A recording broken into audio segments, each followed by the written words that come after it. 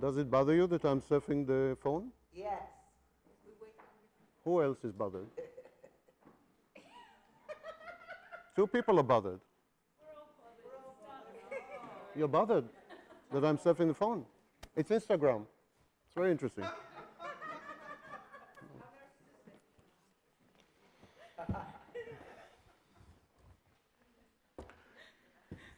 Please stand up.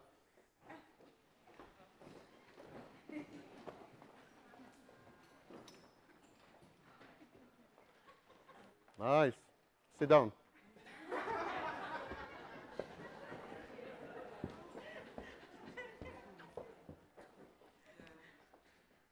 I started by ignoring all of you. It bothered you. Then I gave you an utterly irrational, unjustified, crazy instruction. And literally all of you slavishly obeyed it. You acted like robots. No thinking, no criticism, no critical thinking. What was the difference between my first behavior and my second behavior? First behavior, I did not see you. I did not see you. You did not exist for me. You were transparent. You were air. The second behavior, second thing I did, I saw you. I acknowledged your existence. I acknowledged you. I looked at you. I recognized that you exist. I recognized that you are here. And look at the power of being seen. Just by virtue of seeing you, I made you act completely irrationally. Seeing, being seen, is a critical part of human psychology. It's an enormous power. If you're not seen, you feel uncomfortable, you feel degraded, you feel humiliated, you feel rejected, and you begin to develop mental illness. The source of most mental illnesses, if it's not biochemical, is not being seen.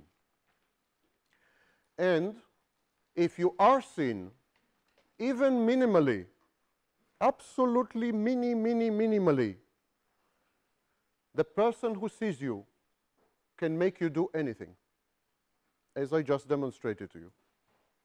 There are people here with academic degrees, with history, with families, and literally all of you rose to your feet and sat down for absolutely no good reason, just because I saw you. I will now let Julia introduce the event and Fanzing.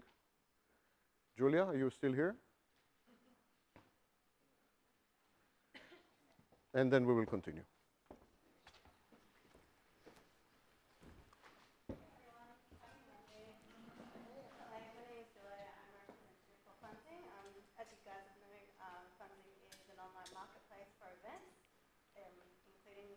Funding talks, and we're delighted to have Sam present tonight. Do you have a narcissist in your life? Thank you. The chair also recognizes Richard Grannon, who is hiding in the audience. And he's a master of all things narcissistic. In the good way, I meant.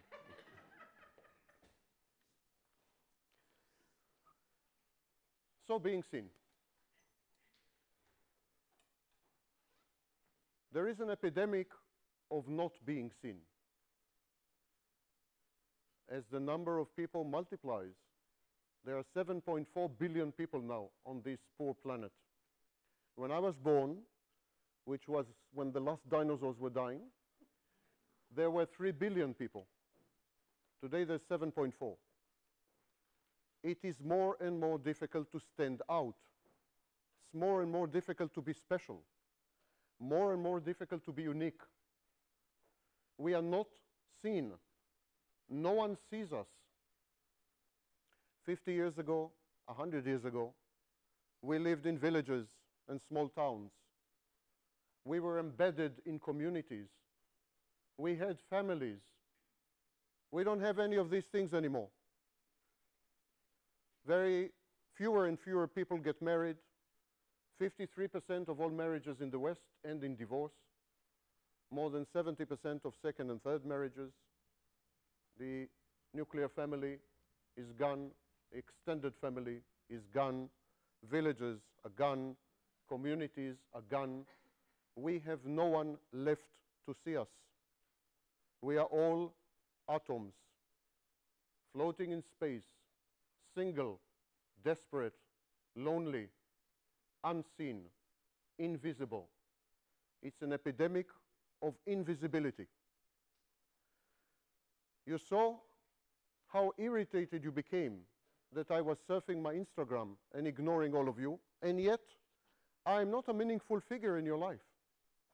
And this thing is passing. It's a 1-hour experience. And with me, it's guaranteed to be a bad experience. So, and still, it got you irritated. And then you saw, once I acknowledged your existence, how I was able to manipulate all of you, almost without any exception, to do an utterly insane thing. So being seen is a crucial thing. When a baby is born, the first thing the baby cares about is to be seen. Because as a baby, if you are not seen, you're dead. Babies exist in a binary state. Or they're seen, or they're dead. To be seen is a question of survival in the first few years of life. If you're not noticed, if you're not seen, you could die. So babies provoke their parents to see them. Babies cry, do other things, smile, wave their hands and little feet to attract the attention of their parents, to be seen. Again, it's all about being seen. And gradually the baby develops what we call object permanence, object constancy. The baby believes that even if mother is not in the room, she will be back and she will see him or her. Again, it's about being seen. One could reduce the overwhelming majority of human psychology to this single question: being seen.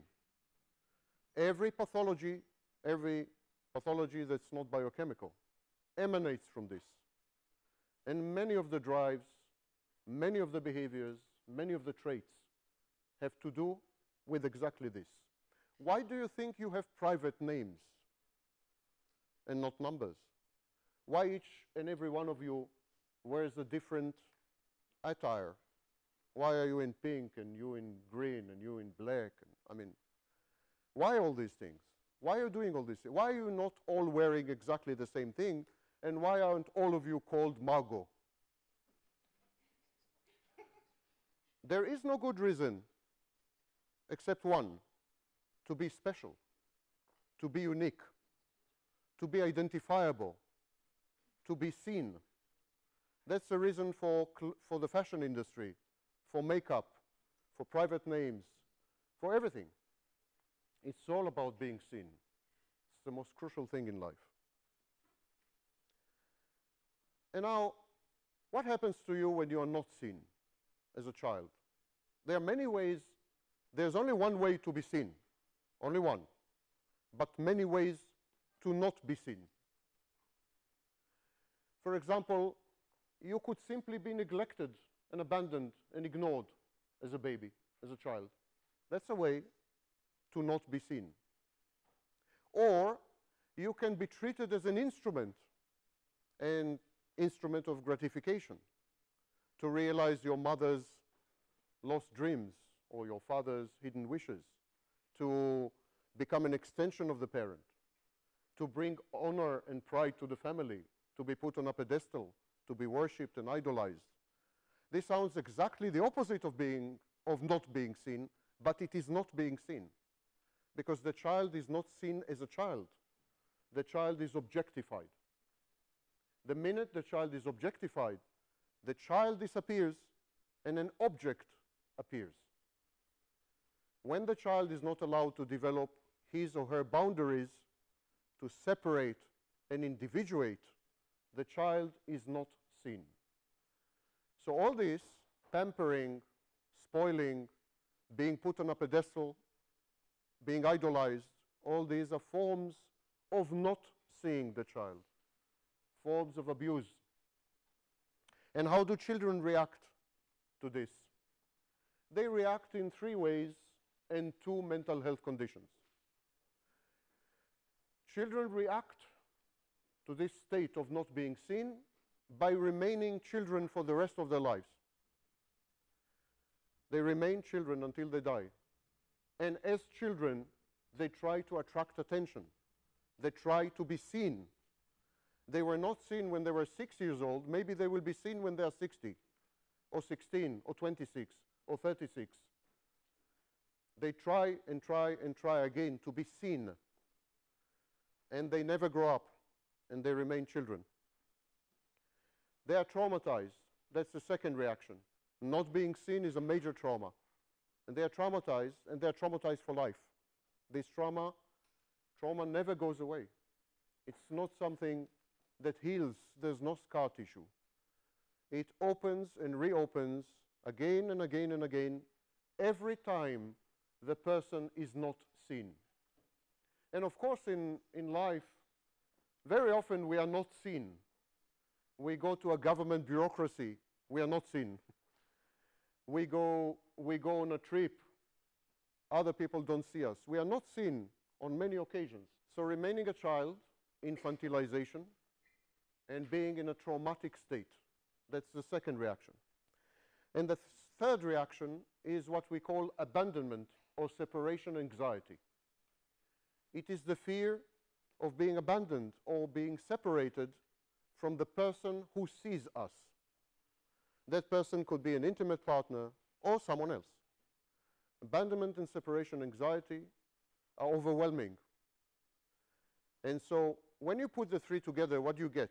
When you put a person who never grows, always remains a child, never grows up, is always traumatized, and is terrified of abandonment and separation, what do you get? You get what we call cluster B personality disorders. You get borderline personality disorder. You also get narcissistic personality disorder. And you get codependency. These 3 characteristics are typical of both narcissists and codependents, borderlines and codependents. Now perhaps you understand why narcissists and codependents attract each other so powerfully. Now perhaps you understand the powerful attraction, the bond between narcissists and codependents. Because narcissists and codependents are flip sides of the same coin. They share a common legacy and a common heritage. They are twin souls. It is not in the imagination of the codependent. It is absolutely true. Both narcissism and codependency are post-traumatic conditions. But narcissists chose one solution, codependents chose another. But still, they come from the same country. They inhabited the same war zone. They suffered the same casualties. They are both wounded identically. They bleed the same way. And so the minute they see each other, they recognize a twin. And the bonding is extremely powerful, almost unbreakable. And this is precisely what we call trauma bonding. Probably most of you heard of it.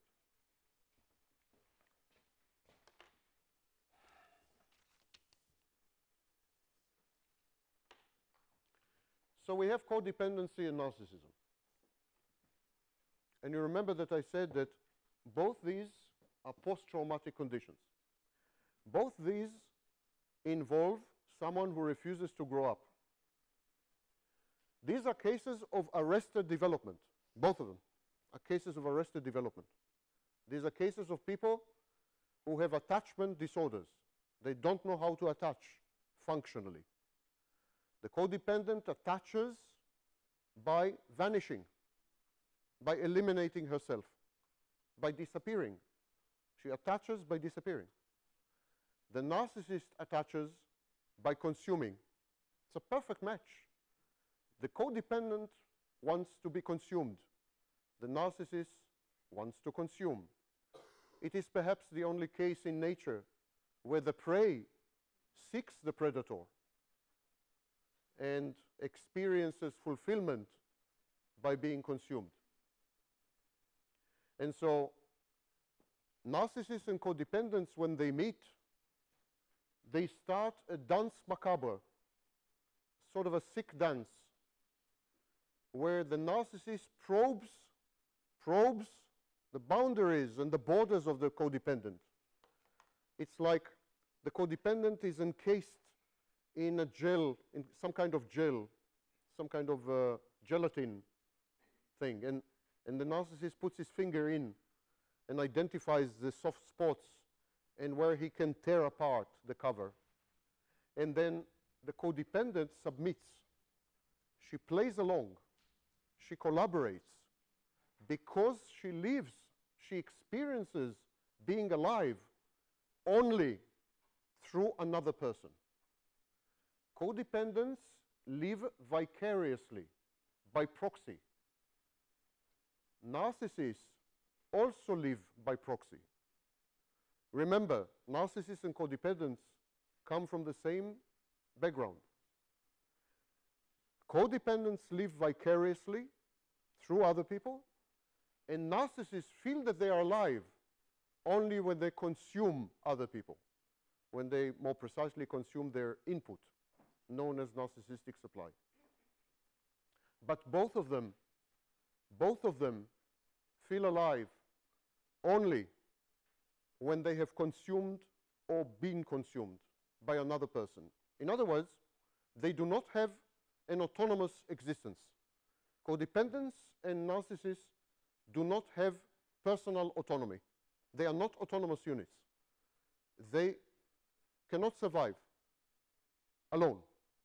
A codependent panics when she is alone. She experiences extreme anxiety, extreme depression. Many codependents become suicidal when they are alone.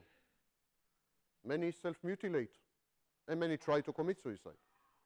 Similarly, a narcissist without sources of narcissistic supply, can tell you from personal experience, a narcissist feels that he is disintegrating. When I don't have sources of supply, I feel like the painting by Salvador Dali, you know, with the molecules. I feel that I'm disintegrating, floating into thin air. And so I need this glue, and the glue is narcissistic supply. The codependent, similarly, needs me. So this is the background. Now here's the problem. The problem is, as I started by saying that the problem is that more and more of us are no longer seen.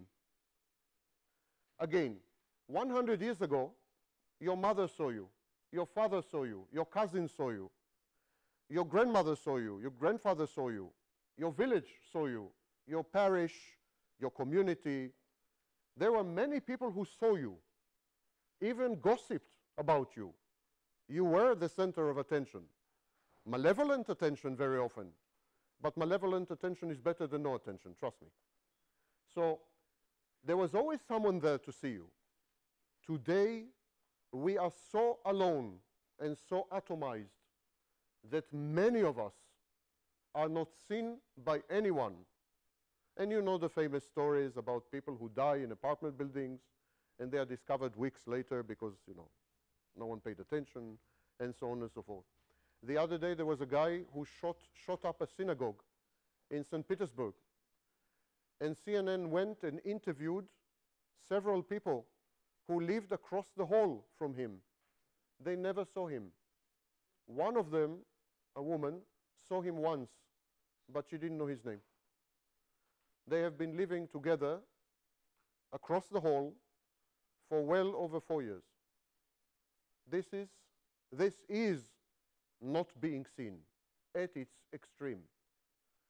I would venture to say that he shot up the synagogue in order to be seen, finally, by someone. Never mind in which light. Just to be finally seen. So, what happens when the majority of people are not seen? Well, we begin to have something called network effect. When an individual is not seen, individual becomes narcissist or codependent. What happens when everyone is not seen? Everyone becomes narcissistic or codependent. We are beginning to see narcissism and codependency on a societal scale, on the scale of collectives, on the scale of whole societies, whole cultures, and potentially whole civilizations, like Western civilization. Narcissism is no longer an individual diagnosis. Narcissism is fast becoming the organizing principle of our society. The principle that gives meaning to our society, explains our behaviors, and imputes to us the traits that we adopt in order to be socially acceptable. To put it more simply, which is not something I do very often, if an entire society is narcissistic, you, even if you don't want to, even if it's against your nature, even if you're trying actively to avoid it, you will become narcissistic. We are our society. If the condition to be socially acceptable, in other words, if the condition to be seen, is to conform, you will conform. Period. Don't think you can resist. Resistance is futile. I demonstrated it to you, if you remember. You all stood up. You conformed. Never mind now. Each one of you, I'm sure, had a different motivation. Some of you respected me, the more deranged types respected me. Some of you succumbed to peer pressure. Some of you, didn't know what's happening. I mean, I'm sure each and every single one of you had an excellent reason why you stood up. But the fact is, you all stood up. You all stood up. To conform is to be seen. And to be seen, remember again, is the key to human psychology. So if the price to pay is to be more narcissistic, you will become more narcissistic. If the price to pay is to be more codependent, each and every one of you will become more codependent. And again, remember, there is no difference between narcissism and codependency. Think about it this way. The narcissist is someone who is dependent on narcissistic supply and the sources of supply. So, in a way, the narcissist is the ultimate codependent. If the majority of people do not find solutions as to how to be seen, entire societies become narcissistic, psychopathic, and codependent. Consider the case of Nazi Germany. What happened in Nazi Germany? In 1919, the Germans were forced, shamed, and humiliated into signing the Versailles Contract.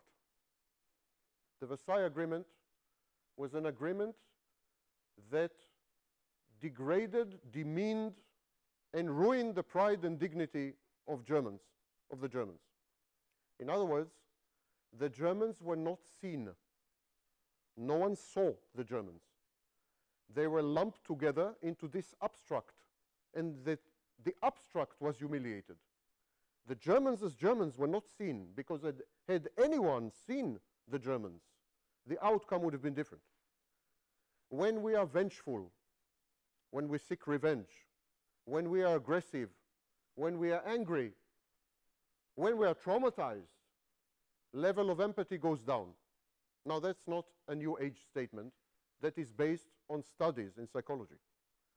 We know, for example, that traumatized people have much less empathy than people who are not traumatized. This is why I sit alone at home, alone, of course, I'm not seen. I sit alone at home and I laugh, absolutely laugh, when I read trauma victims claiming that they have more empathy or they are empaths. Because the first thing that trauma does is eliminates empathy. So traumatized people have no empathy. The Germans were traumatized. They were mistreated. They were not seen. Result, someone who saw them. Adolf Hitler was a midget, ugly, hunchbacked, Austrian failure. But one thing he did well, he saw the Germans. He saw them. If you read the speeches of Adolf Hitler, they are all about, I see you. I see you, I feel you, I understand you, I sympathize with you, I empathize with you, etc., etc., etc., ad nauseum.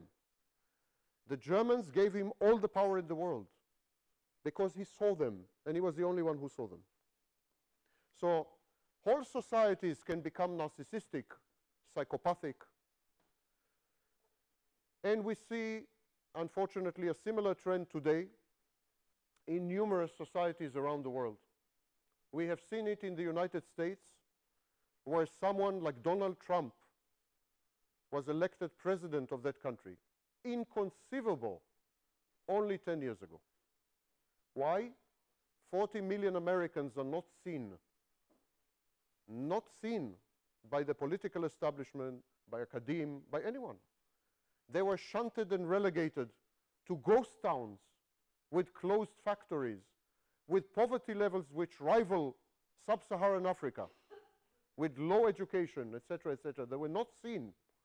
And suddenly this guy came, Donald Trump, very poor man, exactly like them, not educated. I'm joking.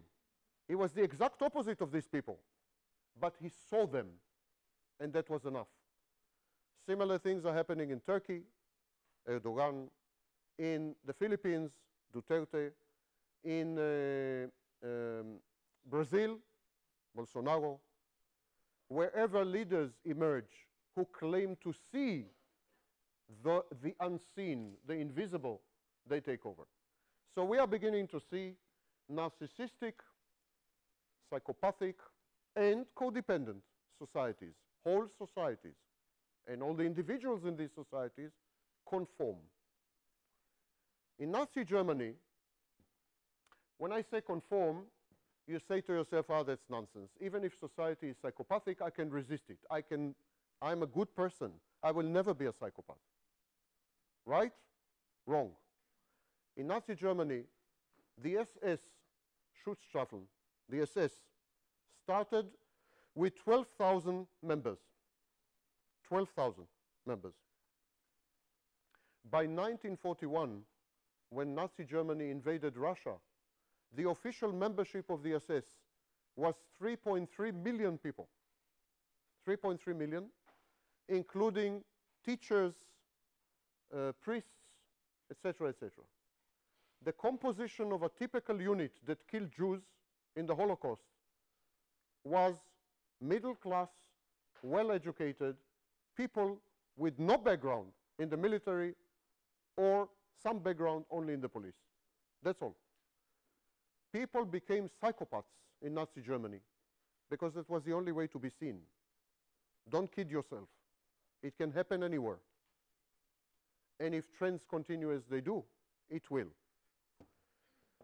Now you can say, okay, what this guy is talking about? We didn't come to hear a lecture about politics. What do I care what you came to hear? I'm a narcissist.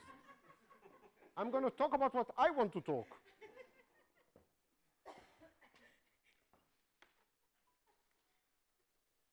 The reason I'm mentioning all this, talking a lot about Adolf Hitler and other favorites of mine, is that societies are being transformed as we speak. And each and every one of you is already infected. I'm coming to tell you that you have been infected. Like the zombie apocalypse? Right. You're all infected. In the United States, for example, starting 20 or 25 years ago, there was a new movement in education. It was called child empowerment. Did you hear about it? Every teacher in the United States was taught to tell children, you are unique, you are special, and if you only put your mind to it, there is no limit to what you can do. I'm kidding you not. This is the official message in American education system. If you just put your mind to it, if you just decide, you can do anything you want. Life coaches all over the world and business coaches and so on and so forth are spreading exactly the same message. Educators, life coaches, gurus, all over the world are spreading exactly the same message. It's a highly fallacious, of course, counterfactual, but a highly narcissistic message. Result: according to Twenge and Campbell, in a series of studies between 2003 and 2006, the number of students diagnosed through the Narcissistic Personality Inventory, diagnosed with extreme narcissistic traits, the number of these students went up 5 times. There were 5 times more narcissists in 2006 among the student body than in 1985, which is the baseline. That's a result of the education system doing its thing. In July 2017, the famous science magazine, New Scientist, by the way, published close to home, published in the United Kingdom, not in the United States. New Scientist, which is a British science magazine, and one of the 2 best in the world, together with Scientific American, had a cover story, July 2017, cover story, teaching parents, advising parents to teach their children how to become narcissists. I am not kidding you. So don't think that what I'm saying is theoretical, far away, there is time. There is no time. You have no time left. And all of you are already indoctrinated via the media, via the education system, online. You're all already infected to varying degrees and varying measures. In every study we have, the level of empathy is down by anywhere between 40 and 70% in all populations, including nurses and medical doctors, in every study we have. Narcissism shot up, depending on the country, as I said, between 3 and 5 times. Today, in clinical settings, we diagnose 3% of people with malignant narcissism. The figure in 1989, when Theodore Millon wrote his Personality Disorders in Daily Life, which is the Bible, in 1989, the figure was 0.3%. Today, 3%. So the situation is becoming worse and worse. The thing is this: you are being taught to be assertive, to be self-confident, to develop self-esteem, to trust yourself. Everyone is teaching you that, especially Grannon. Well, Grannon and I have this, don't take it seriously. He is by far my favorite online guru. But there is this message in the air. You should be more assertive, more self-confident, you should have more self-esteem, and so on and so forth. And nothing, of course, is wrong with this message, except that no one is telling you where is the limit, where is the boundary beyond which self-confidence becomes arrogance, or self-esteem becomes vanity, and assertiveness becomes aggression. No one gives you any quantitative, or even I would say qualitative, indicator where you should stop. And that's a serious problem, because all inhibitions are imported. We know in psychology that inhibitions are perhaps the only mental construct that is part of socialization and acculturation. In other words, it comes from outside. You can't develop it from inside. You know the famous book and movie, Lord of the Flies. So you have these kids, and they're on an island. And they develop actually narcissism and so on. But these kids have a problem because no one is socializing them. No one is teaching, so they have no inhibitions. These kids have no inhibitions. By the way, the kids develop traditions, rules, procedures, and a proto-state, proto-country, proto-government. So they develop everything. Everything happens, except they don't have inhibitions, because inhibitions come from outside. And the problem is that if no one teaches you where to stop, you will not stop. We say that if no one teaches you inhibition, you will be disinhibitory. In other words, you will simply not stop. It's a perpetuum mobile. And this is exactly what's happening in my view. There were decades of psychologists and gurus and coaches and I don't know what, telling all of you that you should be assertive and self-confident and have self-esteem and so on and so forth, and yet they neglected to tell you when to stop. Consequently, I think many, many people went overboard. And I think narcissistic phenomena are multiplying. And the thing is this, narcissism is an epidemic. It's contagious. It's exactly like Ebola, only much faster. Victims know that. Victims of narcissistic abuse know that. You start your life with a narcissist. You get married to a narcissist.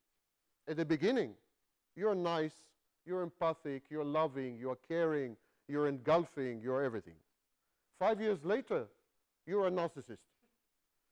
You're aggressive, you're disempathic, you are humiliating, you're insulting, you are vicious, you're malicious. Narcissism is contagious. So if 10% of these people didn't know where to put the boundary, and became narcissistic, another 10 were infected, and they infected another 10, etc., etc. And we have this, in my view. Consequently, your chances of coming across a narcissist today are much higher than when I was a kid. Actually, when I was a kid, remember the dinosaurs and so on? So when I was a kid, no one mentioned the word. The word was unheard of. Actually, why talk about being a kid?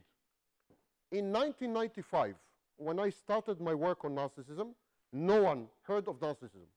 Not a single person. I started the first website, and that's how it all started. No one heard of it. And for many years, it was difficult for me to explain what is a narcissist. I remember that we spent many years just explaining what is a narcissist. But today, it's not a problem. It's in movies, it's in the news. Politicians are analyzed as narcissists and so on and so forth. I mean, narcissism is a meme. So you are much more likely to come across narcissists today. The more you are exposed to narcissism, the more you're infected. Your immunological system is destroyed. The more often you come across narcissists. You have immunity against narcissism, but it's destroyed by exposure to narcissism. And this exposure today is much higher than before. So what's happening? Where you started with assertiveness and self-control and self-esteem, you end up with grandiose fantasies. So even if you start in a healthy way, you end up being grandiose. And you can see it online. Go online and read the comments sections. Comment section on Facebook, on YouTube, and so on. Everyone is a genius. Everyone is an expert. Everyone knows everything about everything. You can teach no one nothing.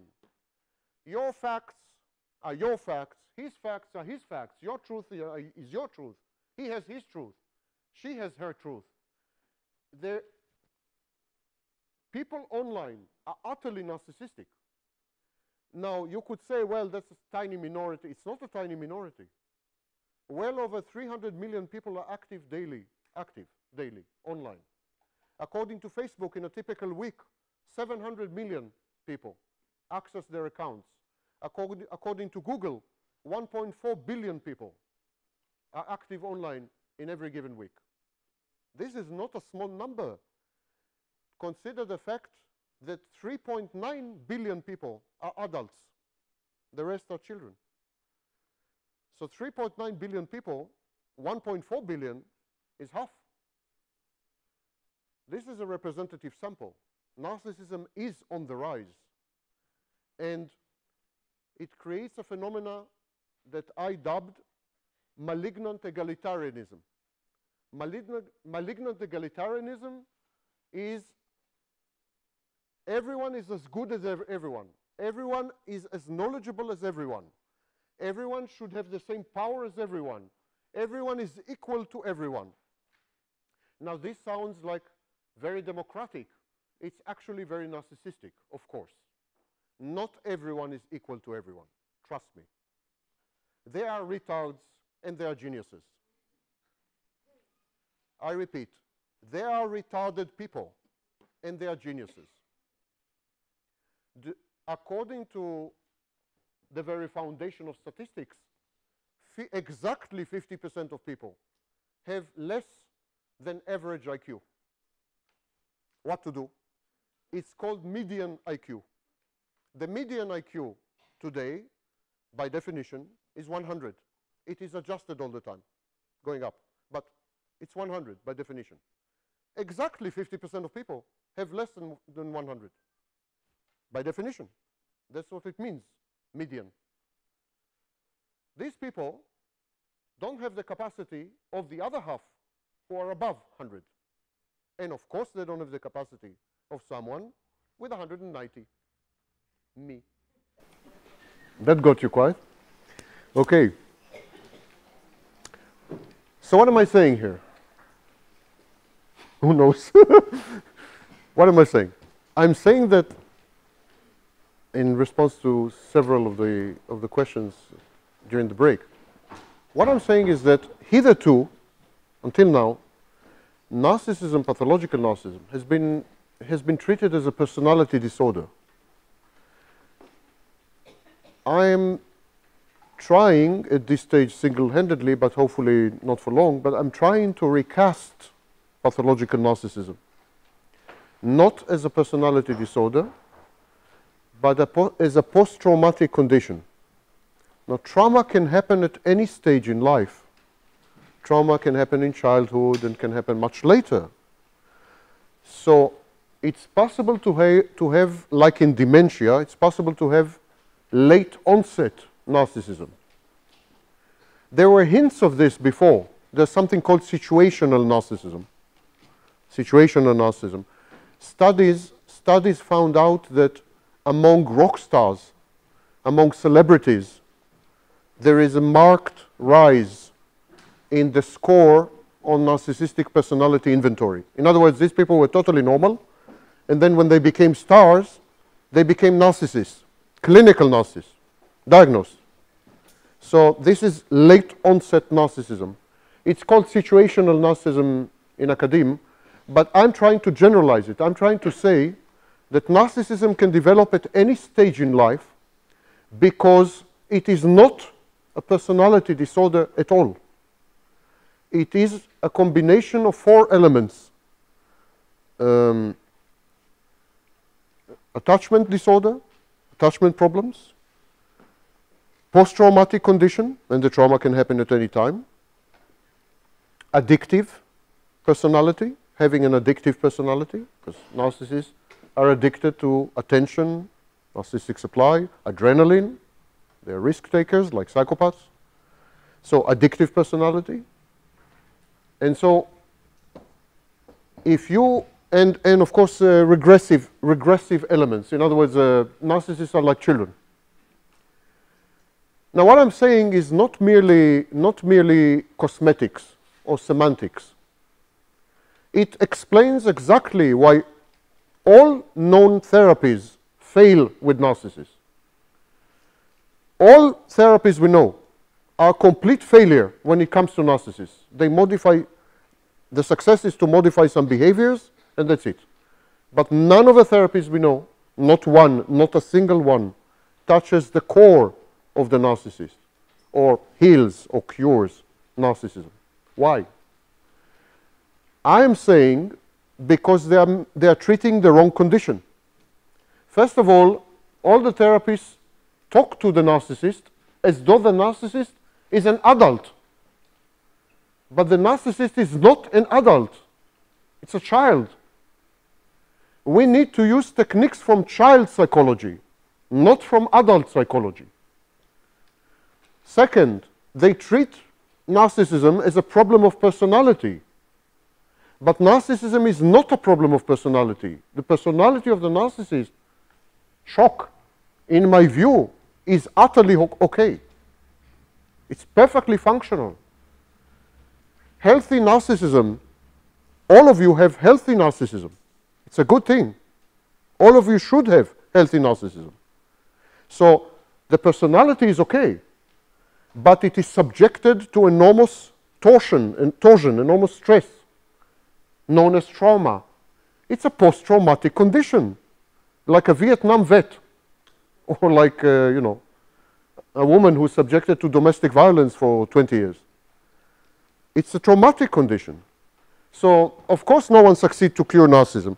But to answer the question, yes, of course, what I'm saying is that narcissism is contagious by virtue of socialization, acculturation, by virtue of social signaling, social cues, conformity to social mores and ethos, and so on. You can acquire narcissism. You can become narcissists, late onset narcissists. That's what I'm saying. Now, all these, just to make clear, I'm not available.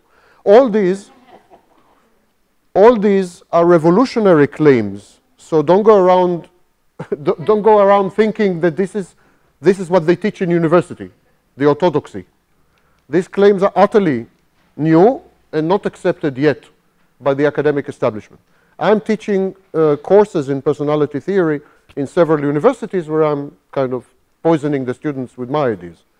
But otherwise, if you go to Harvard, they will not recognize any of these ideas, of course. So, but I'm pushing, with my limited resources, I'm pushing towards this direction. Narcissism is an epidemic.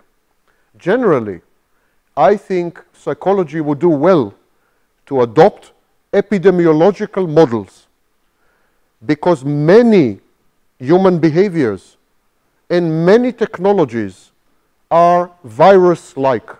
They behave like viruses. So, for example, Richard and I were shooting some documentary, and I told Richard that I consider social media to be a form of virus, to have virus-like behavior. And the same with narcissism and psychopathy and codependency. I think they are viral, and they can modify behaviors of people. They can invade your mental DNA and mutate it. You can become mutated by being exposed to narcissists and to codependence, but especially to narcissists. So this is just to clarify what I've been saying. So I'm trying to switch the conversation, to change the conversation from narcissism as a clinical entity, like, let's say, tuberculosis or cancer.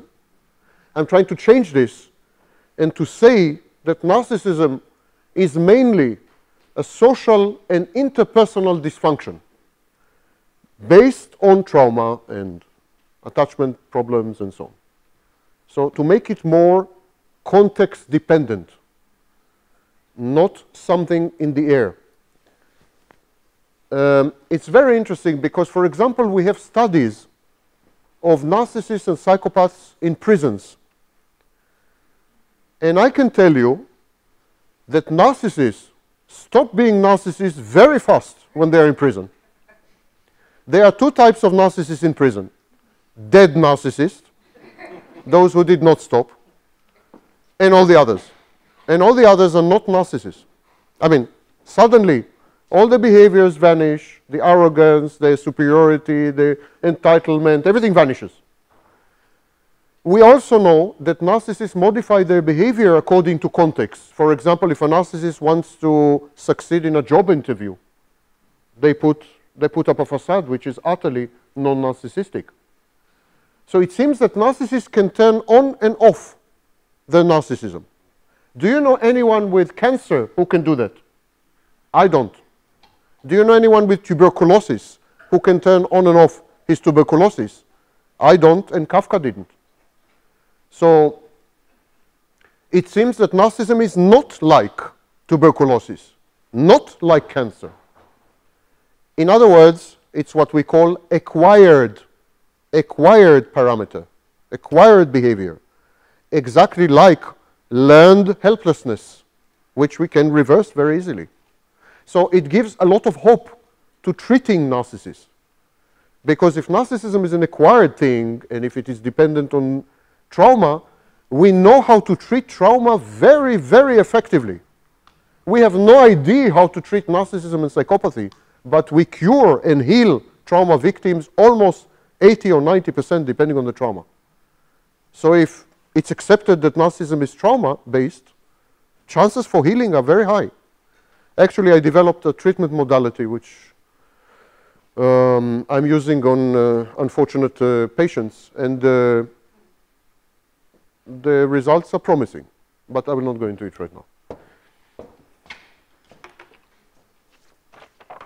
As society becomes more and more narcissistic and more psychopathic,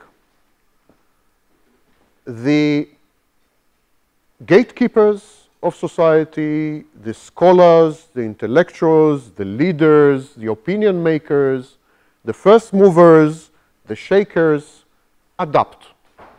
They adjust. Suddenly, you see in universities studies about high-functioning narcissists, productive narcissists. Narcissists are great in business. They are wonderful leaders. They have traits and behaviors which are conducive to creativity, profit-making, etc., etc. Suddenly, narcissism is not so bad. You have scholars like Michael Maccoby, or Kevin Dutton, who say that for certain positions, like, for example, military leader, political leader, for these positions, it's better to knowingly and consciously select for psychopaths. Kidding you not. Suddenly, psychopathy and narcissism are in vogue, bon ton, in universities. So, of course, these are the opinion makers. And then think tanks adopt it. And I can show you, or you can go to YouTube and find for yourself, I can show you interviews where psychologists and psychiatrists appear on CNN and so on. And they say, yes, Donald Trump is a great guy. It is precisely because he is a high-functioning narcissist that he is exactly the man for the job, etc., etc., etc. This would have been unthinkable 15 years ago, 10 years ago. You know what? 5 years ago. Unthinkable. But now everyone is adapting and adjusting. It's like bullying. Bullying. When you have a single bully, the weaker members of society and so on coalesce around the bully, and together with the bully, they bully others. So these are all infectious phenomena, and I'm using models from epidemiology to explain them. Now, in epidemiology, we have two interesting insights, two interesting observations. First of all, viruses infect very fast. They have network effects, which would explain Facebook. They have networks. They spread very fast. But then suddenly they stop. It's called self-limitation. They stop. Did you ever bother to ask yourselves why the Black Death in 14th century Europe didn't kill all the Europeans, which would have been a great thing for Africa. Why? Why this virus suddenly stopped? Why Ebola didn't kill, you know, millions of Africans? Why AIDS didn't kill everyone in its wake? Why viruses stop? Well, they stop because humans are food. And you never eat the whole refrigerator. You leave something for tomorrow. Same, exactly same, is happening with narcissists, with psychopaths. They have self-limiting behaviors. The behaviors of narcissists and psychopaths are self-limiting. This is a crucial, and by the way, totally new insight. I think maybe you're the first group that hears it, as far as I know. It's a new, you're my guinea pigs. It's a new insight in the sense that if you look at narcissists and psychopaths, they never destroy absolutely everything. And for example, consider an intimate relationship. Narcissist and codependent, intimate relationship. The narcissist would push the codependent to a certain limit and then suddenly will stop. We call this intermittent reinforcement. Yes? Hot and cold, hateful and loving, but actually it's viral self-limitation. The narcissist knows how to push to a certain point where it would become non-productive to continue to push. And he stops. Same with psychopaths. For example, we have many cases documented by Robert Hare, among others, of psychopaths who stole millions. They stole millions from banks, from savings institutions in the 1980s. But no one, not even Robert Hare, no one asked the question, why did they steal only millions when they could have stolen hundreds of millions? Or why did they steal 20 million when they could have stolen 50 million? Because of self-limiting behavior. Now this is great news and very hopeful news, because it means that once narcissism or psychopathy reach a critical level in the population, exactly like the Black Death or Ebola or AIDS, it will stop at that point. There will be self-limitation. The epidemic will stop. And that's an interesting scenario. But at this stage, we are only at the beginning of the epidemic, or the very beginning of the epidemic. And at this stage, there are many scholars, as I said, and academics who are fanning the flames of this epidemic. Let's talk about romantic relationships, then I will shut up, yeah, and you will be able to ask questions. In romantic relationships, it's a bit, it's an oxymoron, it's a contradiction in terms. Talk about romantic relationship with a narcissist, with a psychopath, or a relationship. I mean, but okay, in what you call romantic relationships with narcissists and psychopaths, I have claimed for a very, very long time, and I've been hated for it, that there is a very high level of complicity of so-called victims. And I think this complicity comes in four forms, in four ways. Start with passivity. Victims, so-called, adopt a stance of passivity. I mentioned it yesterday in the seminar. So there is a phrase like en magnet. The victim is a magnet, like a force of nature. She is not responsible for it. She's just a magnet. And she attracts narcissists and so on. It's a very passive view. There's no ownership of the contribution of the victim to the situation. Even the word victim or survivor or en magnet, all these phrases imply passivity.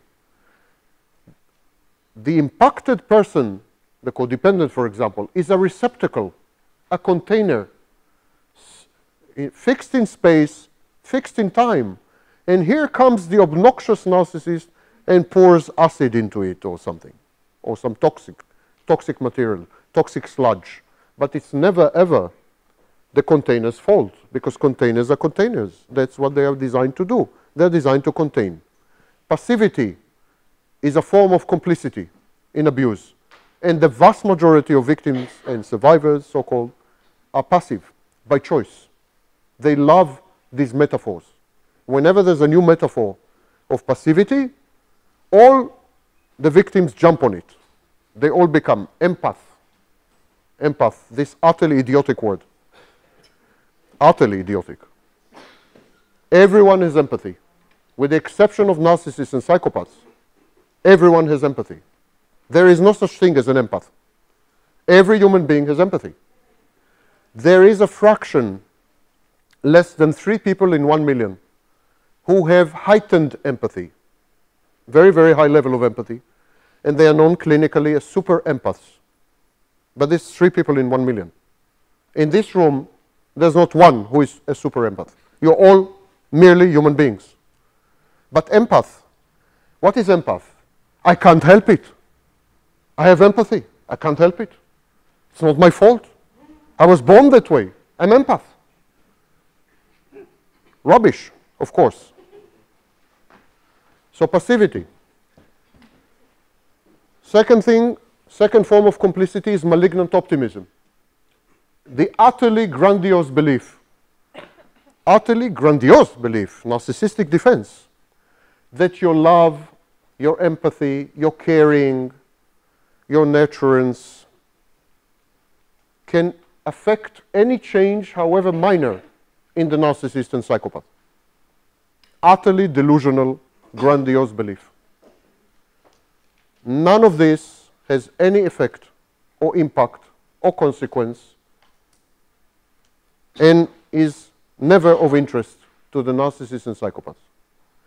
But malignant optimism, if I only love him enough, oh, he's a wounded child, if I only, I can see the child in him. These are all forms of malignant optimism. I explained yesterday why this recurrent theme of child, because the narcissist and psychopath present the child. Remember, they are frozen in time. They are really children. So they present the child first to captivate you, and then, you're hooked. But malignant optimism is a form of complicity. Then there is mythologizing. Mythologizing. You've been married to an asshole. You've had a bad marriage. Happens. Happens. Shocking, but happens. No. You have to mythologize it. Your abuser is the greatest since Attila the Hun. It is a war between good and evil. It is of cosmic consequence. You're going to write a book about it. Everyone is writing a book about it. You are going to leverage your experience to help millions, never to, give me a break. You had a bad marriage. So what? 53% of all marriages in the West disintegrate for good reason. They're bad, simply bad. Mismatches, assholes, jerks, most of them men, I agree. But that's all. That's all that happened to you. You've had a bad marriage. Some of these assholes and jerks are narcissists and psychopaths, so you've had a very bad marriage. But you are aggrandizing and mythologizing. What am I saying? I'm saying that you're narcissistic. You have been infected. If you go to support groups of serial killers, you will see more empathy and compassion than many of the support groups for victims of narcissistic abuse. Utterly vicious forums. Sorry. You came to this lecture, from me you hear only the truth. The interactions on many of these so-called support groups are anything but supportive. There is a lot of power plays, mind games, viciousness, grandiose malignant narcissism, and so on. Not entirely your fault. You've been infected. You've been exposed. That's a form of inoculation. But identify your grandiosity. I can cure him with my love is a delusional grandiose statement. It's good against evil is a delusional grandiose statement. He is the worst abuser since Adolf Hitler is a delusional, grandiose statement. There's only one such person, and it's me.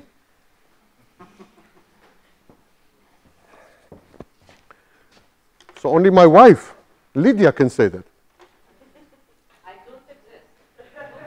Of course you don't exist. You're 20 years with me. What do you mean? How can you? Now I owe them an answer how to cope with now. So victimhood becomes a profession. Victimhood becomes the fount and the source of the meaning of life. It gives your life meaning. It's easy to fall into the trap of victimhood because victimhood is a very narcissistic, grandiose stance, especially if it permeates you and defines you.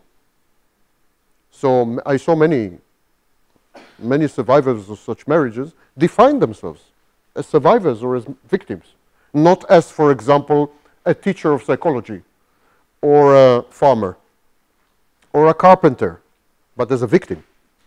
It becomes a defining, an identity. Victimhood becomes an identity, a profession, and a source of meaning. It's a very dangerous trap.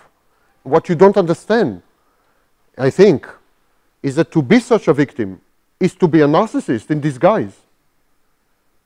It's as simple as that. And I know it's not a popular view, especially here. I call this Münchhausen by narcissist.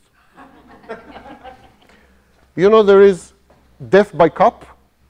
You go to a cop in the United States, you tell him you are fat, ugly, and your breath stinks. You're dead. He kills you. That's called death by cup. Münchhausen by narcissist is using a narcissist to attract attention, using the narcissist in your life to attract attention to yourself, especially attention of life coaches, mini gurus, celebrities, whatever, especially such attention. You know what is Münchhausen syndrome? Yeah. Münchhausen syndrome. These are mostly women, by the way, don't be insulted, mostly women who feign and fake illnesses and diseases and sometimes really hurt themselves, take poisons, mutilate, whatever, just in order to secure the attention of medical staff. Only medical staff, by the way. And then there is Münchhausen by proxy. These are again women who use their children usually, but not only, sometimes parents, sometimes, and they hurt the children or hurt the parents with poisons and everything so as to secure attention, usually of medical staff.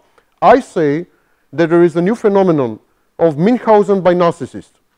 These are women who use the fact, I'm not disputing the fact, I'm not invalidating, there is a narcissist. So they're using the fact that there is a narcissist or a psychopath in their lives to suddenly gain attention, sometimes admiration, definitely sympathy, pity, and so on and so forth, and especially from specific figures, specific, usually online figures. It's a whole new cult, a whole new subculture. It's a subculture. There are many, many support groups with 250,000 members. Many. On Facebook, you can find hundreds of support groups with 50,000 members. We are talking millions. Millions. So I'm warning, I'm sounding the alarm about this phenomenon, and it is a prime example of infection. Prime. Because all these women, I think, without exception, before they were exposed to the narcissist, I don't think they were narcissistic, or at least not that narcissistic. But now they are. And if you wanted an example of infection or epidemic, this, I think, is it. So, with this upbeat note, I will now open the stage to a brawl. And anyone wants to beat me, please stand in queue. My wife first, of course. So if you have questions, I'm available. Yeah. I'm sorry, you have to raise my voice. Four types of complicity, and I think my attention here. Do you mind passivity, malignant optimism, let me consult my notes, mythologizing, and the fourth one is aggressive victimhood, narcissistic victimhood. It's a complicity because when you as a victim, when you are rewarded, when you are reinforced as a victim, when being a victim feels good because you get attention, this, that, you have no incentive to stop being a victim. You have no incentive. So it's a form of complicity. We are animals. We are conditioned. If we push the lever, and we get attention, we push the lever and we get sympathy, we push the lever, so we will keep on pushing the lever. It encourages victimhood behaviors. This system of rewards and positive reinforcement encourages the victim to remain victim. In this sense, it creates complicity. Let's be democratic. I'm against democracy, but let's be democratic. Yes. Yes. So you never really you talk about epidemic, but you never really talk about the flying monkeys, you know, in one person's life, which is a very strong effect. I have just been recently through, so I was a victim of criminal abuse from a couple of people. Then the police completely gaslit me, you know.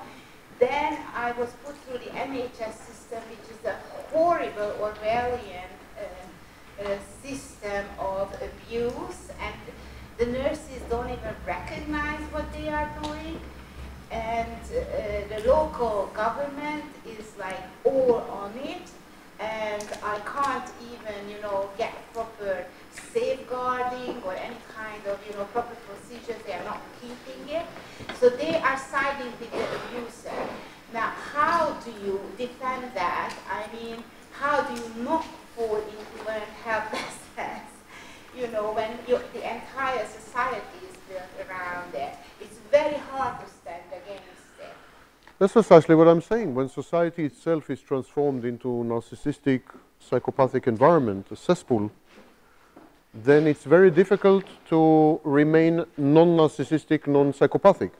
You continue to behave in a non-narcissistic, non-psychopathic way. Try. You try. If you changed your behavior and became narcissistic and psychopathic, your outcomes would have been much better. You have incentive to behave like a narcissist and a psychopath in a narcissistic, psychopathic society. In Nazi Germany, you had incentive not to hide Jews, but to turn them to the Gestapo. You understand what I'm saying? Society forces you to modify your behavior to obtain better outcomes. Yeah, but then you dismantle society. You don't dismantle, you change its nature, change its character. Let's see if there are additional questions. Yeah? So what will be the boundaries between the assertive and the narcissist? What will be the boundaries critically depend on context and especially social context. And that's precisely what I've been trying to say, that because society itself is becoming narcissistic and psychopathic, these boundaries essentially vanished. Essentially vanished. It's part of the infectious process. So you start by trying to be non-narcissist, non-psychopath, but just assertive and so on.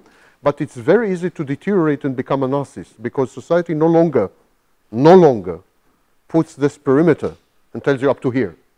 Actually, society encourages you not to have a boundary. Society tells you are not assertive enough. You know, society defines it, of course. This is social behavior, socially acquired behavior. But if society is disinhibitory, society has no inhibitions, you are disinhibitory as well. So in certain societies, for example, sexual behavior is much more free than in other societies. Why? Think about it for a minute. Why? Because society signals, this is called signaling theory. Society signals to you, it's okay. You can, there's no boundary, go on. Same with assertiveness. You try to be assertive, you're testing. We are all testing. We're all sending signals all the time.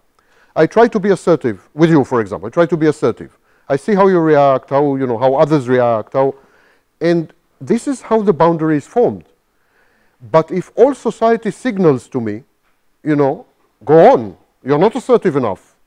Further, look at Donald Trump, you know, and so there's no inhibition, no internalized inhibition, and everyone becomes disinhibitory, which is precisely what is happening in the world today, on all fronts, from sexual behavior to aggression. Or, yes. So you identify narcissism as an infectious phenomenon, which is also present in kind of socio-political context. And I'm wondering if you can just talk to, as well, the idea of patriarchy within that, or the role of, you just mentioned that Munchausen system mainly affects women.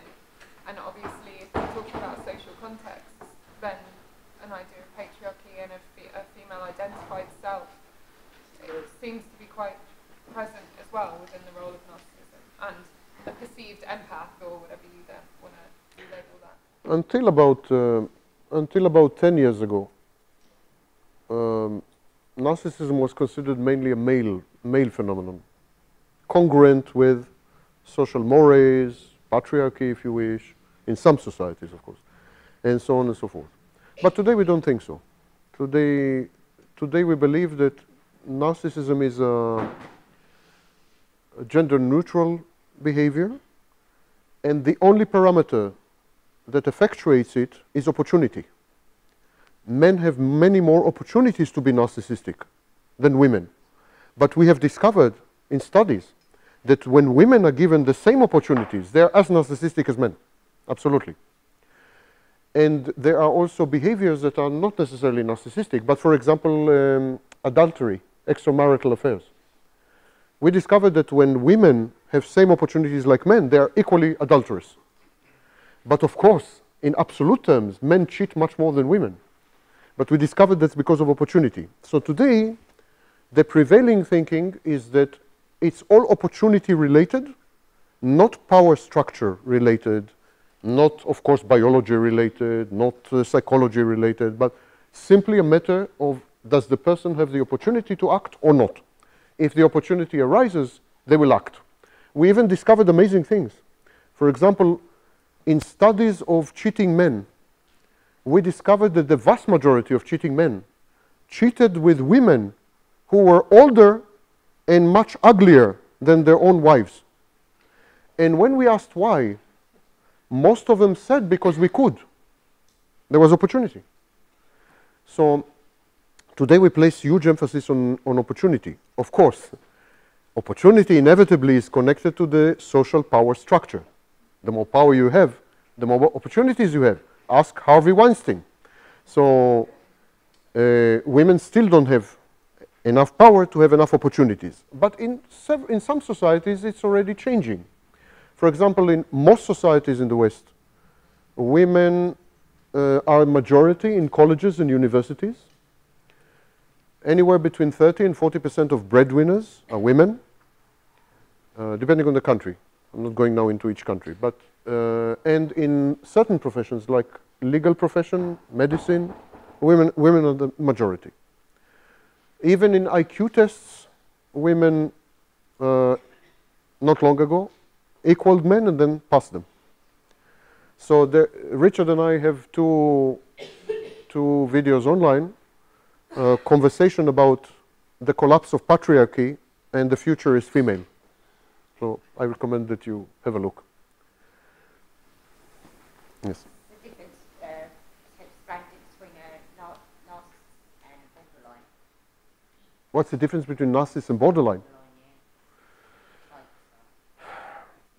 We're in the throes of a major change in thinking in psychology. Until more or less 2009, we made lists. We made lists. Like borderline is 1, 2, 3, 4, 9. Narcissist is etc. So we made lists, and this was called the categorical approach. Each diagnosis was a category with well-defined criteria and so on. It was very primitive. It's like making grocery list, or like Linnaeus, who classify plants. And so we call it taxonomic system of classification, and it's very descriptive, but doesn't tell us anything about processes, dynamics, clinical picture, nothing. It's just a list, you know. DSM-5, Diagnostic and Statistical Manual 5, is a revolution already, because DSM-5 is what we call dimensional. Not fully. Still, there are very strong interests from the pharmaceutical industry not to become dimensional. But in the dimensional approach, we are beginning to think that all these distinctions between borderline, narcissistic, this, that, are pretty artificial distinctions. They are gender biased, and they are culture biased, culture bound, as we call it, culture bound. So there are suggestions now to have a single personality disorder with emphasis, which is a suggestion that I made in 95. 95 I suggested to put all personality disorders, to make it one with emphasis. But it's, of course, not because of me, but I'm just saying, I agree. I made the same suggestion. And I think that that will be the end of it, because I mean, that's what will happen. Because the tests that we use to diagnose borderline include a module for narcissism. The test, the PCLR, which is the test we use to diagnose psychopathy, has a module for narcissism, etc. So you can't, the diagnostic tools are not separate. Only the diagnoses are separate. It's an extremely bizarre situation. Total divorce between those who test and those who diagnose. And this cannot continue. I think that I suggested in 95 that borderline, narcissist, histrionic, and psychopaths and others, I suggested that they are all of them are about narcissistic supply. All of them have to do with narcissistic supply. Only each one has a different type of supply. Narcissist is attention, histrionic is flirtation, seductiveness, and sexuality. Borderline is mainly presence, to be present, abandonment anxiety, and so on. But that's one way of looking at it. But I think ultimately all of them will become one. So all these lists, and also is very constructed very stupidly. In the Diagnostic and Statistical Manual 3, 4, and text revision, we have something called polythetic form. Means that if you satisfy 5 out of 9 criteria, you're diagnosed. So I can have two narcissists. One of them will satisfy 5, these 5, and the other one will satisfy another 5. And they will have in common only one criterion. But they're both narcissists. How is this possible? It's utterly idiotic. Imagine someone with tuberculosis, and the only thing in common between the two of them is that they go to the toilet. It's completely insane structure. And as a result, we have comorbidity, where people are diagnosed with many. Okay, let's not go into a lecture. Yes. Gentlemen. So my question is based around the idea of society, right? Impacting the way that you become narcissistic or get infected, as you mentioned before. If in my society, I'm given a perception of that narcissism, aggressiveness, and a number of other things are all very bad, then I decide to tone that down. But then in my day-to-day actions or to achieve specific actions, I need a bit of narcissism to know when somebody's trying to talk to me and they're not trying to talk to me, or like to know when somebody wants me to be a bit more assertive and I'm not being a bit more assertive. How do you find the right balance in order to... Where are you from? Pardon? Where are you from? Which country? Which country? Okay, I was born in Zimbabwe. Zimbabwe? Oh. Yeah. Because I spend a lot of time in Africa.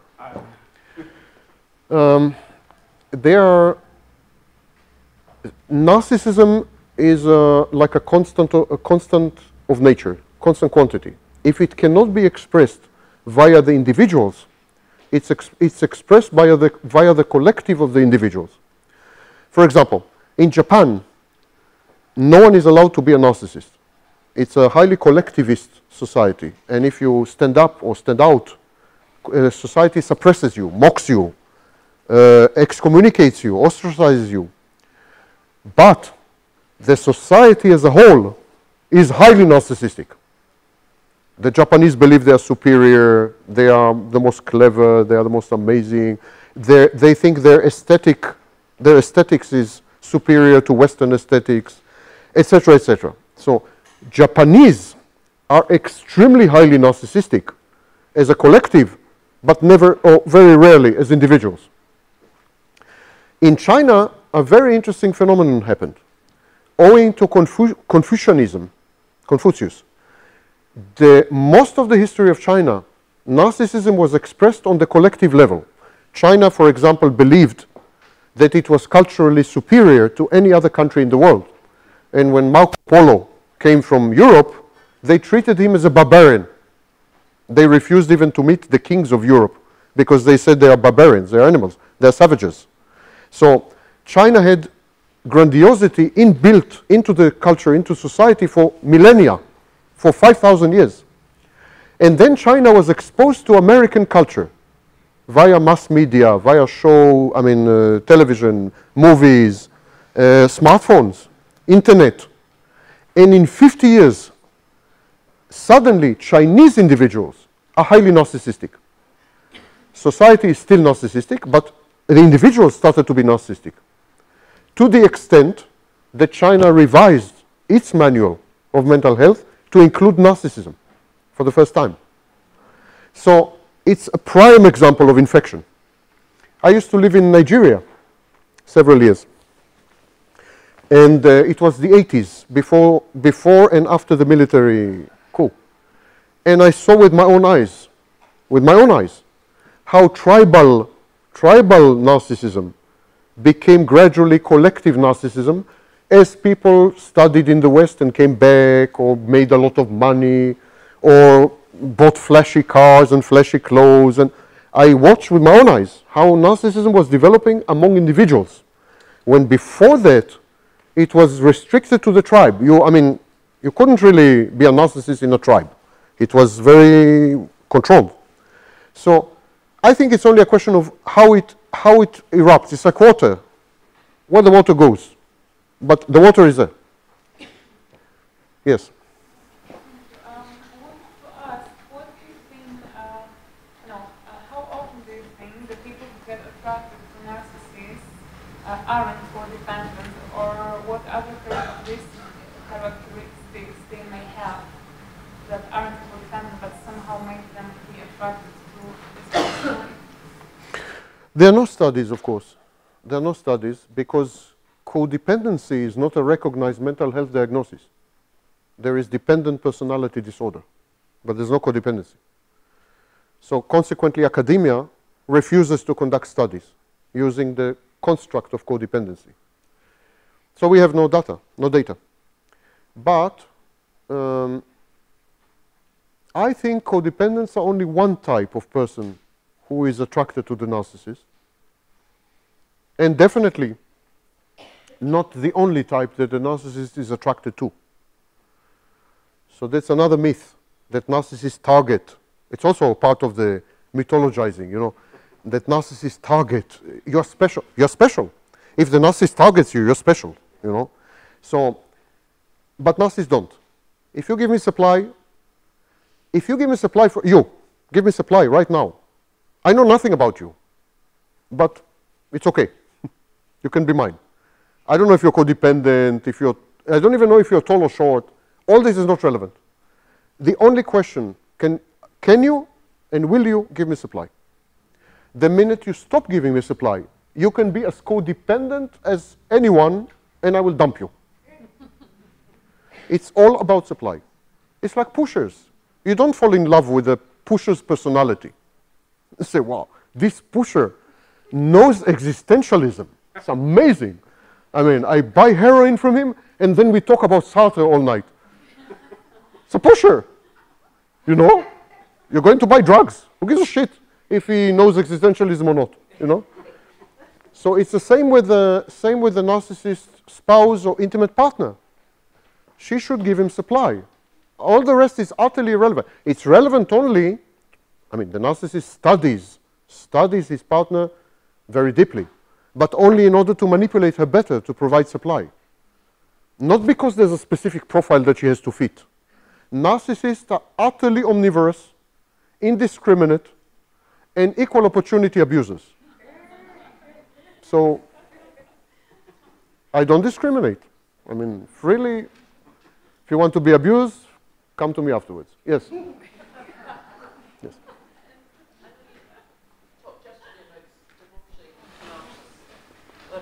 I'm sorry, can you... Yesterday you had a seminar about divorcing, and I'm in the... About? Divorcing. Divorcing. A narcissist. Divorcing a narcissist, sorry. I have a problem with hearing. Yeah. I was just wondering if you have any advice as to how to handle them when they're basically just running amok and not enjoying the divorce procedure at all. How do we get to settlement? How do you deal with them? There are well-established strategies on how to manipulate narcissists, how to get them to do what you want, but I'm not sure this is the right forum to go into each and every one of them. But if you go online, there is literature, and there are many, many YouTube videos, also by Richard, for example, but on my channel as well, on how to manipulate narcissists, get them to do what you want. My website has a special page dedicated to divorcing a narcissist, where you have links to 70 articles on each and every aspect of divorce, including how to get narcissists to do what you want. So there's mirroring, and there's threatening them, and there is providing them with supply, how to make them think that the idea is their idea, etc., etc. It's all, and to tell you the truth, many of you come across these techniques by yourselves. You don't really need any education. You came across you discovered that if you want the narcissist to do something, you find a way to convince him it was his idea. Or you give him supply. Or narcissists are very easy to manipulate. They're very gullible. And they are very stupid. And we call this form of stupidity pseudo-stupidity. Even the narcissist with the highest IQ is essentially an idiot. So it's very easy to manipulate if you care to manipulate. But many people say, I can't manipulate, it's against my nature. I feel degraded, and this is going back to the beginning of my lecture. In a world full of narcissists and psychopaths, you have to manipulate. And it's true. Manipulating is a narcissistic trait. You have to become a narcissist. And that's one of the transmission mechanisms of the infection. That the narcissist forces you to become narcissistic just to survive. If you don't, you will not.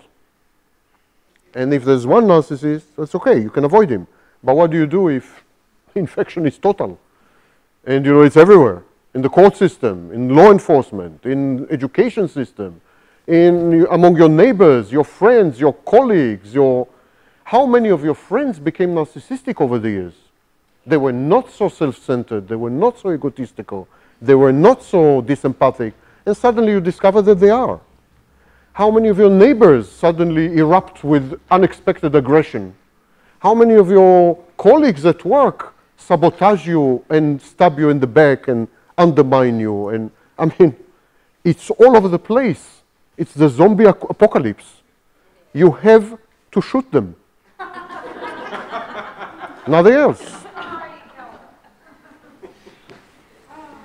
So if you say that narcissism is a response to trauma, then, but you also say that it's spread like an infection. So do you think that as a society that we are all so traumatized that we Yes. will so easily... I think absolutely we are a traumatized society.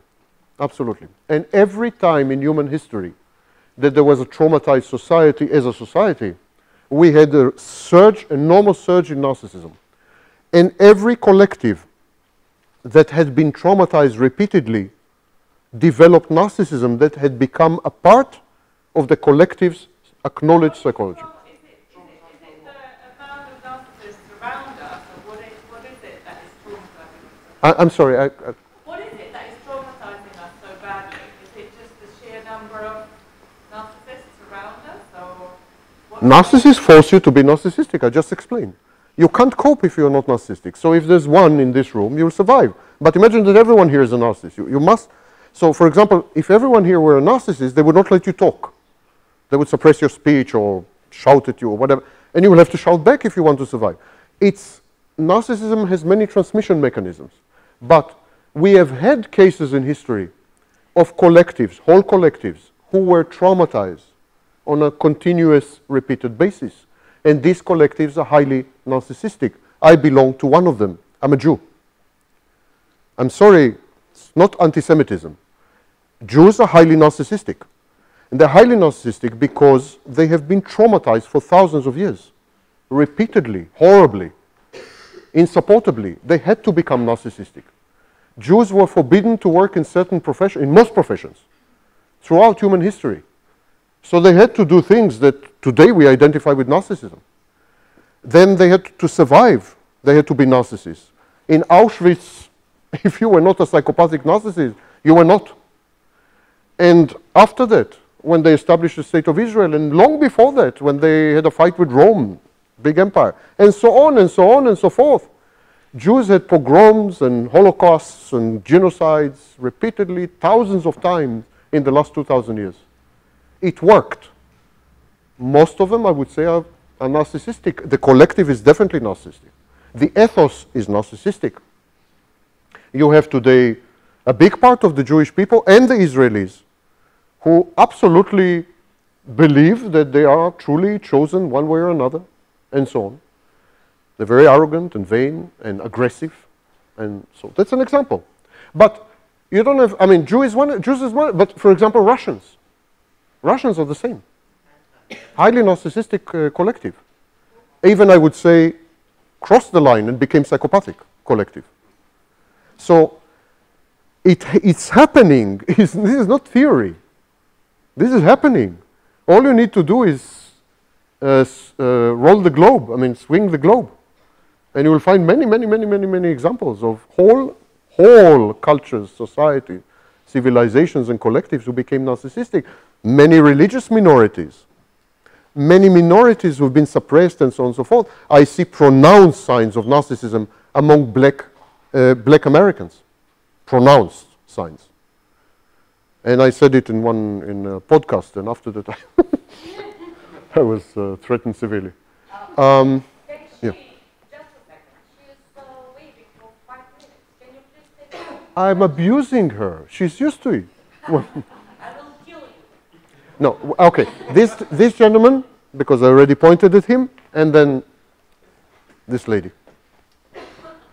So you've taught that an individual narcissist will be destructive and self-destructive. Now, if we take the example you keep bringing up of Nazi Germany and generally the world at the time, that we know that societal narcissism, that event, ended in a destructive and self-destructive way. If you apply that to now and the future, what's your belief on that? How we end? Self-destruction. Absolutely. Doesn't have to be in a mushroom cloud. There are many ways to self-destruct. For example, I think we are in the thick of self-destruction by, for example, becoming totally isolated, totally atomized, very lonely, not interacting with each other, afraid of being traumatized, avoiding each other, retreating. I give in all my lectures, because I'm lazy, I give the same metaphor. Screens. When I was born, remember the dinosaurs. When I was born, there was this giant screen, and 2,000 of us entered the same place, and we ate popcorn, and we made out, I will not go into details, and so on.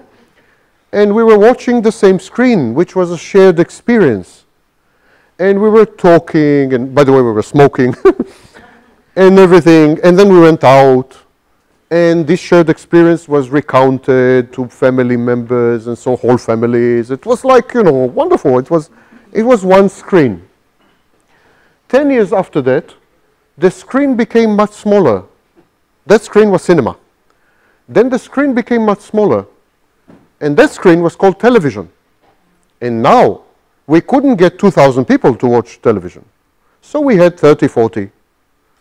And these 30, 40 shared the same experience and ate popcorn and made out and went out and told family members. But it was much smaller resonance and a much lesser shared experience. And then 10 years later, the screen shrank again, and it became the personal computer. And then only 3 people could share the experience, and then it shrank again, and only 2 could share. And now it shrank to the point that only 1 person can share this experience with himself, which is what we used to call, when I was a child, masturbation. And this screen we have to hold like this. It's a design choice. Don't kid yourself. The screens could have been designed utterly differently, but it's a design choice. This screen separates us from the world. It's a firewall. It cuts us off. If you go to any airport, watch families, watch teenagers, gorgeous girls, and stunning boys paying no attention to each other. Sex is dead. Everything is dead. We live inside these screens. It's virtual reality. It's utter shared psychosis. You're telling me that we are not self-destroying? Are you kidding me? Dating among teenagers collapsed by 53%. Sexual acts among teenagers. This is life. Sex is the force of life. Sexual acts among teenagers collapsed by 60%. These are the studies of Twenge, those of you who want to, and Campbell, those of you who want to. 60%.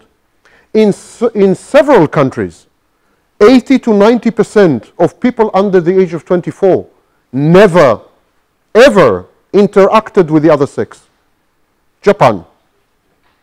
In the United Kingdom, 40% of teenagers prefer video games far more than dating a girl. Dating a girl is number 4. These are signs of dying, of death. We are dying. Alone, each one in his cubicle, we are dying. And you're telling me we're not self-destroying? This is much worse than any nuclear apocalypse. How many can you kill with a nuclear apocalypse? But how many can you kill by destroying sex, by destroying love, by destroying romance, by destroying interpersonal interactions, by isolating ourselves, by atomizing ourselves? There's nothing shared. Even when we go online, we go into bubbles, like-minded bubbles. There's no fertilization anymore. No interdisciplinarity. Nothing feeds. There's no food. We are consuming ourselves. This is what we call in biology autolysis. We are eating ourselves. And then we die. And that's the end of it. The apocalypse is here. Don't you realize it? It's here. Can you give me the last question because time is off? Thank you. What time is it? After 9:30, please. No, it's until 10. Question. But organizer said until 10 or? No, 9:30, it's okay. I spoke to her, trust me. What does the organizer say? So basically, take the studies questions, but if anyone else has questions, if they can ask you directly as well, just so they don't. What's the time limit? Well, until what time can we? 9:30? Okay. Yes. Okay, I was going to ask you why you invented the term narcissistic. Why? I'm sorry, can you? I was going to ask you why you invented the term narcissistic abuse when it covers every type of abuse as well as varying degrees of malignancy. But since there's no time, I'm rather going to ask how familiar you are with the work of Keith Walker and others who are trying to change psychology to a more trauma-based model. And the idea that things like narcissism and codependency are maybe different manifestations of as far as I understand, over-reliance on different nervous system responses. So different sort of large amounts of chemicals and yeah, I can elaborate on that.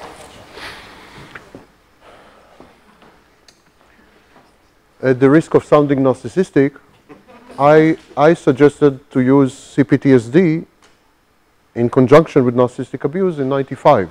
So it was a bit before Pete Walker. But Pete Walker and the whole school, they're very concerned with appearing to be medical, scientific, and so on. I'm adamantly opposed to the medicalization of human psychology because I think it's a narcissistic phenomenon. We do not know enough. We have just started. Our level of ignorance is enormous. To claim, to make any claim about the nervous system, the biochemicals of the brain, and so on and so forth, is very grandiose, simply. We know nothing, close to nothing. We have just discovered a totally new structure in the brain, which connects well over 80% of the brain. This discovery is 6 months ago. That's how much we know. To make any claims about the nervous system, the brain, neurotransmitters, genes, polymorphisms, and so on, is the hubris and arrogance of narcissistic scientists and the ignorance of those who are trying to emulate and imitate them. This can and will happen, probably, in 200-300 years' time. But the time had not come yet. We don't know enough, simply. Thank you very much for coming.